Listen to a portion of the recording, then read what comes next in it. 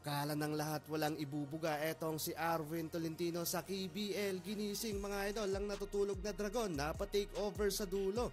Though pinagdadamutan pang pasahan ng bola sa early quarter. Gustong magbuwis buhay naman ni Carl Tamayo sa naging laban, pinapakalma na ng kanyang head coach. Na bad trip pa ang ating Gilas big man sa nangyari sa laban mga idol. Opening day mga idol ng regular season ng Korean Basketball League at mainit agad mga idol ang bakbakan. Arvin Tolentino kontra agad sa defending champion na sina Carl Tamayo. Hot start for the home team, 5-0 run agad mga idol sa opening ng frame at first bucket of the game mga idol.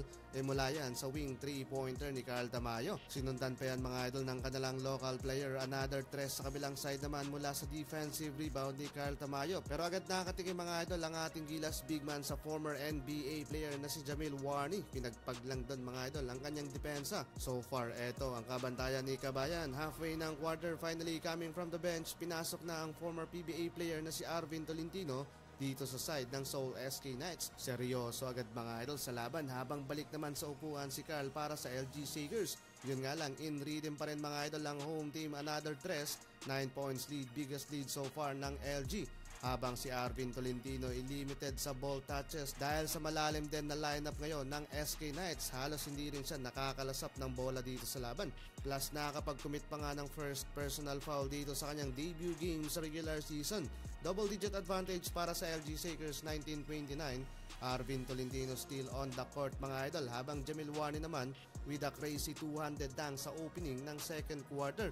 Under 8 minutes, finally pinasahan na din mga idol ng bola si Tolentino at first bucket niya dito sa KBL mula sa kanyang easy layup. Binalik na din mga idol ng LG Sagers si Carl Tamayo pero agad nakakapag-commit dyan ng foul. Turnovers, no call for that, kaya pinapakalma na lang si Carl ng kanyang head coach at baka ma-technical foul pa sa kakareklamo sa referee. Arvin Tolentino naman first 3-pointer dito sa regular season mula yan sa assist ng former teammate ni Carl na si Daryl Monroe. Gandang screen doon mga idol ng import. Yun nga lang, agad nasundan niya ng foul. 2 personal foul agad para kay Tolentino and back to bench mga idol. 9 points lead para sa LG Sagers dito sa pagtatapos ng first half. Tamayo with 5 points, 7 rebounds. Habang sa kabila naman mga idol, nakapagtala na din si Arvin Tolentino ng 5 points, shooting 2 of 2 field goal. Third quarter tayo mga idol, hindi nakaligtas si Arvin Tolentino sa depensa ni Carl Tamayo. Butata mga idol lang inabot pero may bawi dyan ng former PBA best player of the conference.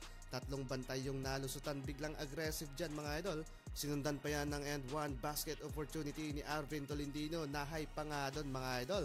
And just like that, balik sa SK Knights ang kalamangan dito sa laban. Pero agad namang nakakasagot dyan si Carl Tamayo from back-to-back basket, pamatay sa mainit na momentum ng visiting team. 11 points para kay Tolentino habang 7 points naman kay Carl. Bago magtapos ang third quarter, huge run for home team. Eto, muling nakakalamang mga idol. Fourth quarter tayo mga idol, daw lamang pa rin dyan ng SK Knights. Mas lalong uminit naman sa laban si Arvin Tolentino. Nakasabit mga idol ng foul beyond the arc. Second to the leading scorer na para sa SK Knights. Habang si Carl Tamayo mga idol, flagrant penalty 1 at sit out sa remaining minutes ng laban. Naging pisikalan kasi dito sa dulo at na bad trip pa nga mga idol. Gandang laban mga idol, umabot lang naman sa overtime pero iisa lang ang pwedeng manalo. Yun nga, ang Seoul SK Knights.